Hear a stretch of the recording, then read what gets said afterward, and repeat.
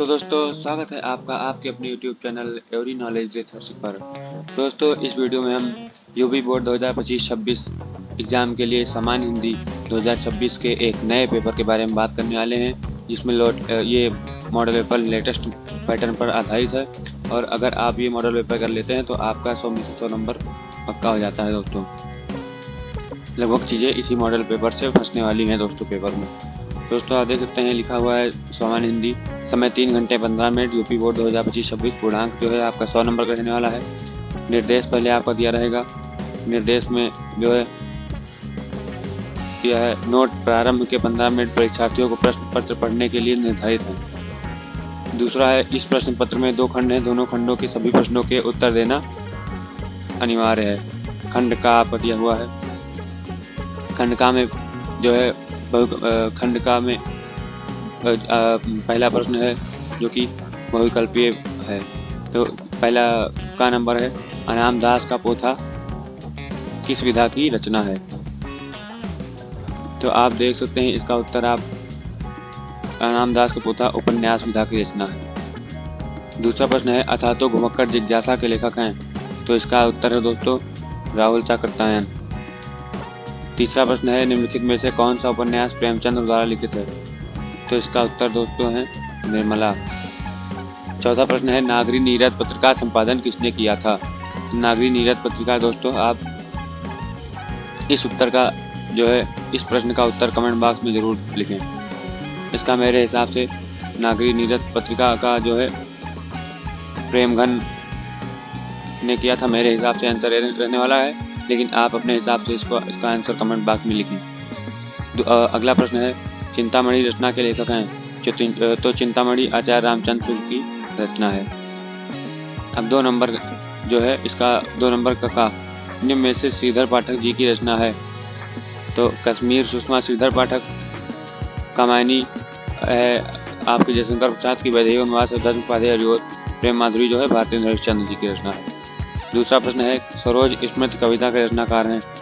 तो इसका उत्तर दोस्तों है सरोज स्मृति। इसका उत्तर दोस्तों है सूर्यकांत त्रिपाठी निराला। अगला प्रश्न है नदी के द्वीप किसकी कृति है। तो इसका उत्तर दोस्तों है नदी के द्वीप अज्ञेय की कृति है। अगला है एकांतवासी योगी तथा उजड़ ग्राम किसकी रचना है। तो इसका उत्तर है दोस्तों श्रीधर पाठक। अगर कोई प्रश्न का उत्तर गलत दिया गया हो तो दोस्तों उसके लिए आप सही उत्तर कमेंट बॉक्स में पिन कर सकते हैं। अगला प्रश्न है हिंदी काव्य के किस कालखंड में रहस्यवादी भावना प्रकट हुई है।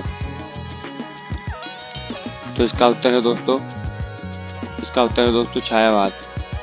अगर इसके उत्तर से रिलेटेड कोई भी गलती हो तो प्लीज आप कमेंट बॉक्स में जरूर पिन कर सकते हैं। उसके बाद तीसरा प्रश्न है दिए गए गद्यांश पर आधारित निम्नलिखित प्रश्नों के उत्तर दीजिए।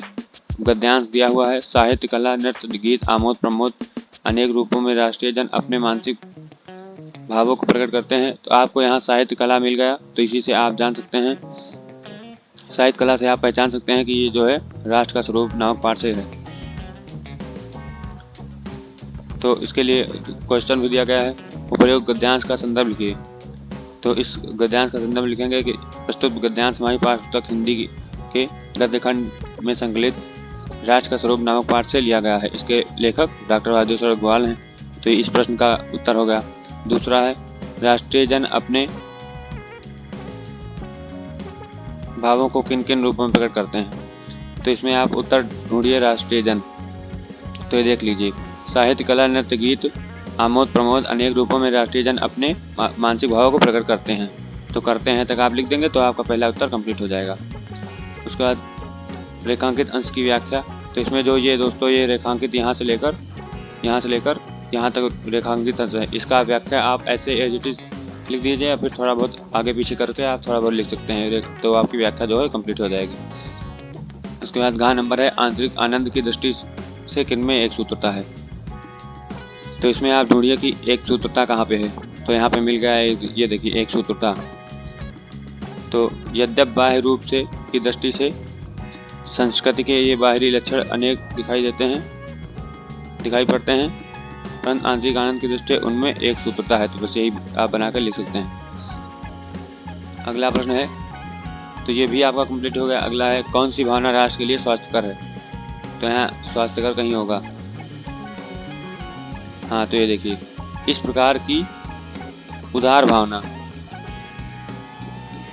विविध जनों से बने हुए राष्ट्र के लिए स्वास्थ्यकर है। तो दोस्तों ये हो गया आपका 10 नंबर का गद्यांश। इसके अथवा में भी दिया गया है पुष्पित अशोक को देखकर, तो जहाँ ये आपको अशोक मिल गया ऐसे याद रख सकते हैं कि ये अशोक के फूल हजारी प्रसाद द्विवेदी द्वारा लिखित पाठ से लिया गया है। इसमें भी 5 प्रश्न दिए गए हैं, तो इन 5 प्रश्नों को आप देखकर गद्यांश से जो है देखकर अपने हिसाब से उत्तर दे सकते हैं दोस्तों।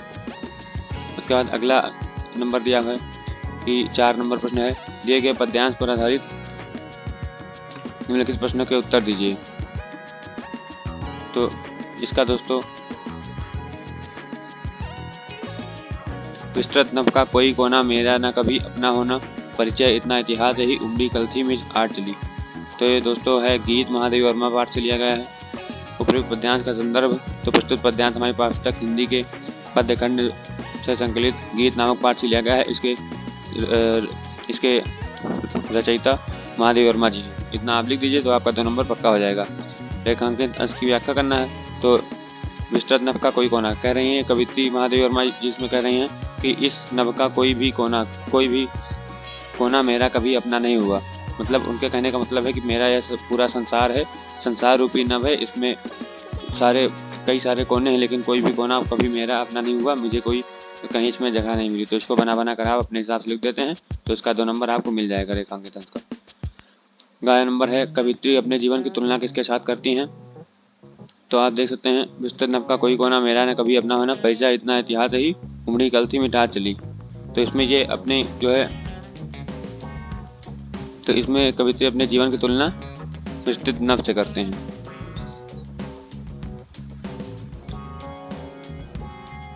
अंश में कौन सा रस है, तो रस ये जो है यहाँ पे शांत रस या फिर करुण रस है। यह पद्यांश किस भावना को प्रकट करता है, तो महादेवी वर्मा जी की भावना को प्रकट करता है। ये अपने हिसाब से आप बनाकर लिख सकते हैं। अथवा में है सुख भोग खोजने आते सब आए तुम करने सत्य खोज, जग की मिट्टी के पुतले जन तुम आत्मा के मन के मनोज। जड़ता हिंसा स्पर्धा में भर चेतना हिंसा नम्र ओज, पछता का पंकज बना दिया तुमने मानवता का सरोज। तो ये है बापू के प्रति सुमित्रानंद पंत पाठ से।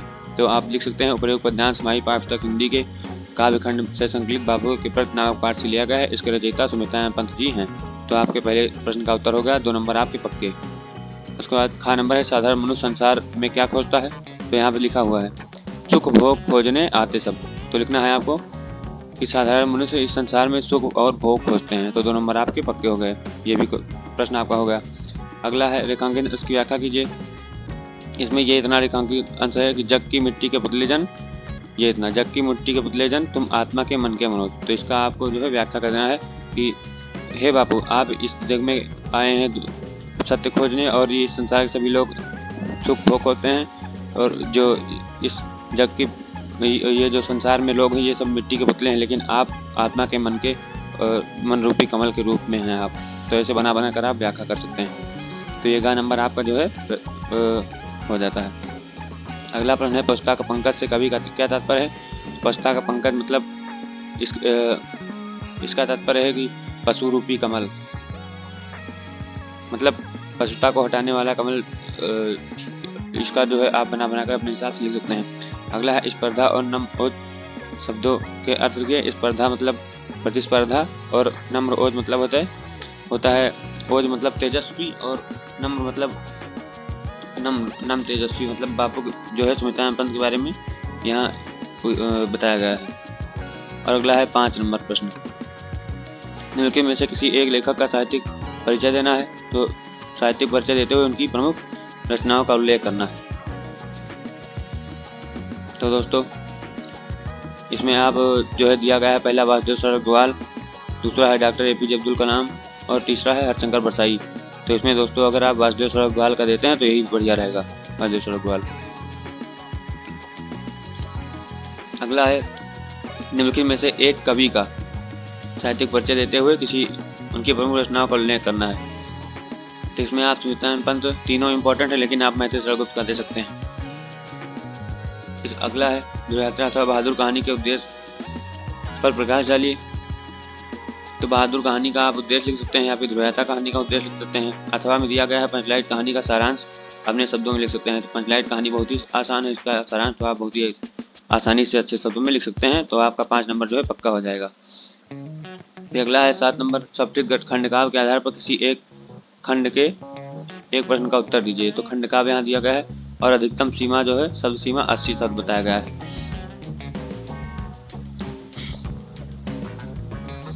तो यहाँ पे है पहला खंडकाव्य है त्यागपति खंडकाव्य के आधार पर राजश्री का चरित्र चित्र करना है। और अथवा में भी दिया गया है, मतलब अथवा में दिया गया है त्यागपति खंडकाव्य के पंचम सर्ग की कथा अपने शब्दों में लिखना है।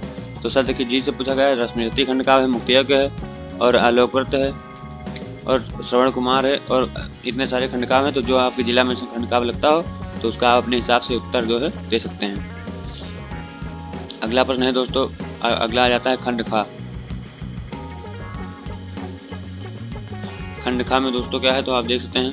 सबसे पहले 8 नंबर प्रश्न है। तो इसमें दिया गया है दिए गए संस्कृत गद्यांशों में से किसी एक का संदर्भ सहित हिंदी में अनुवाद करना है। तो यहाँ आ गया पहला ही है योका मालवीय सुकीयन प्रभाव गुण भाषण जनानाम मनांसी अमोहति, ये महामना मालवीय से है। तो इसका संदर्भ लिखेंगे कि प्रस्तुत संस्कृत गद्यांश हमारे पास तक हिंदी के संस्कृत खंड में संकलित महामना मालवीय नामक पाठ से लिया गया है। तो बस इतने में आपका जो 2 नंबर पक्का हो जाएगा। अगला प्रश्न है युवक मालवीय स्वकीयन प्रभावपूर्ण भाषण जनानाम मनांसी। तो इसका हिंदी में जो है आपको अनुवाद कर देना है। तो युवक मालवीय अपने प्रभावपूर्ण भाषण से लोगों के मन को मोह लिए, अतः उनके शुभचिंतकों ने उन्हें वकालती पदवी देकर प्राप्त करने के लिए देश की सेवा के लिए श्रेष्ठ सेवा करने के लिए प्रेरित किया। इसके अनुसार उन्होंने विधि परीक्षा में उत्तीर्ण करके प्रयाग में ही स्थित उच्च न्यायालय में वकालत का कार्य आरंभ किया। विधि मतलब कानून के अच्छे ज्ञान के और मधुर आलाप के कारण और उदार व्यवहार के कारण शीघ्र ही वो लोगों और न्यायाधीश के सम्मान के पात्र बन गए। तो इतना आप लिखेंगे तो आपका 7 नंबर पक्का हो जाएगा। अथवा में भी दोस्तों दिया हुआ है, अथवा में दिया हुआ है संस्कृत साहित्य आदि कवि। तो ये संस्कृत भाषाया महत्वम से लिया गया है दोस्तों। इसका आप अपने हिसाब से जो है व्याख्या वगैरह कर सकते हैं। इसका खा नंबर है दिए गए पद्यांशों में से किसी एक का संदर्भ हिंदी में अनुवाद कीजिए। तो ये पद्यांश है। नामे रोस्ते भद्रम व उल्लूकस्याभिषेचनम अक्रुद्धस्य मुखम पश्य कथम क्रुद्धो भविष्यति। कह रहे हैं कि मुझे आप लोगों के उल्लू का राज्याभिषेक अच्छा नहीं लग रहा है। क्रोधित ना होने पर इसका मुख कैसा है, क्रोधित होने पर इसका मुख कैसा होगा। यह है आपका जो है जातक कथा के उलूक जातकम से। अथवा में दिया हुआ है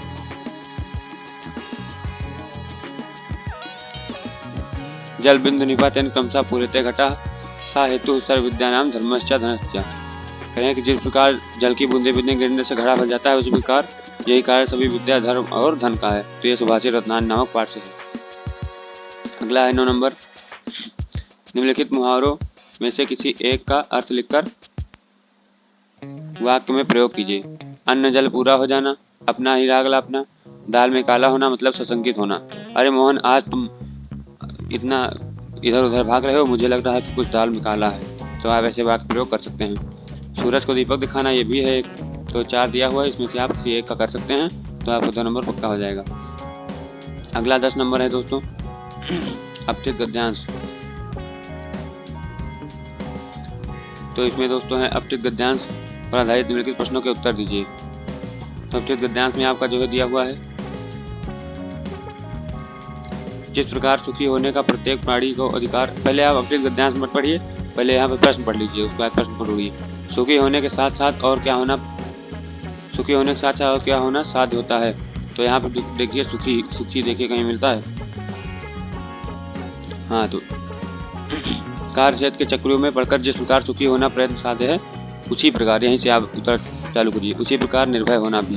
तो ये आपका पहला आंसर हो गया। तो आप लिख सकते हैं सुखी होने के साथ साथ निर्भय होना भी प्रयत्न साध्य होता है। ये हो गया पहला आंसर। दूसरा है खा नंबर, निर्भयता के संपादन के लिए क्या करना अपेक्षित है। तो इसके लिए आपको ढूंढना होगा निर्भयता। ये देखिए निर्भयता के संपादन के लिए 2 बातें अपेक्षित होती हैं। पहली तो यह है कि दूसरों को हमसे किसी प्रकार का भय या कष्ट न हो। तो दूसरी यह कि दूसरे हमको कष्ट या भय पहुंचाने का साहस ना कर सके। तो इतने में आपका 2 नंबर पूरा हो जाएगा। तीसरा है शील, शक्ति और पुरुषार्थ जैसी वृत्तियों का संबंध किनसे है, ये प्रश्न है। तो इसका आप देख सकते हैं, इनमें से एक का संबंध ये देख सकते हैं, का संबंध उत्कर्षशील से है, दूसरी शक्ति और पुरुषार्थ से है। तो इसका उत्तर आप लिख सकते हैं ऊपर से देखकर। तो दोस्तों ये हो गया आपका अपठित गद्यांश, अथवा में भी एक दिया गया है। अथवा में ये जो पूरा गद्यांश दिया गया है। तो दोस्तों आप ये एक गद्यांश देखकर यहाँ से सॉल्व कर सकते हैं। क्वेश्चन भी दिया गया है 4 का और एक नीचे दिया गया है, नहीं 3 ही प्रश्न है। अगला 11 नंबर है, निम्नलिखित शब्द युग्मों का सही अर्थ चयन करके लिखिए। दिया गया है अनिष्ट, अनिष्ट, और दूसरा है बुरा। इसमें जो है ऑप्शन भी दिया गया है, बुरा और निष्ठा रहित, दूरस्थ और अविचल, अनंत और अंतिम, अतिरिक्त और कठोर। तो इसका उत्तर दोस्तों हो जाएगा बुरा और निष्ठा रहित। दूसरा है मात्र, मात्र, दूसरा है आपका मात्र, मात्र। तो इसका उत्तर दोस्तों हो जाएगा मात्र मतलब होता है केवल और मात्र मतलब होता है माता। तो बी इसका आंसर हो जाएगा, केवल और माता।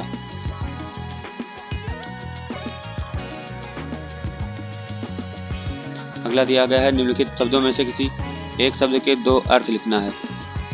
तो तात लिखा है और सुरभि है, शिखा, मधु। तो इसमें आप जो है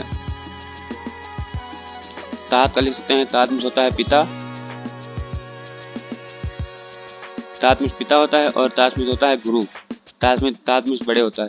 सुरभ में गाय, सुरभ में सुगंध, शिखा में छोटी, शिखा में लौ, मधु माने शहद, मधु में शराब। तो इन चारों का आप किसी एक का जो है आप लिख सकते हैं। अगला है, निम्नलिखित वाक्यांशों के लिए एक शब्द का चयन करें। जो कम बोलता हो तो इसके लिए होगा मितभाषी। अगला है, जो बूढ़ा ना हो तो इसके लिए होगा दोस्तों अजर, दिया गया है ऑप्शन में। अगला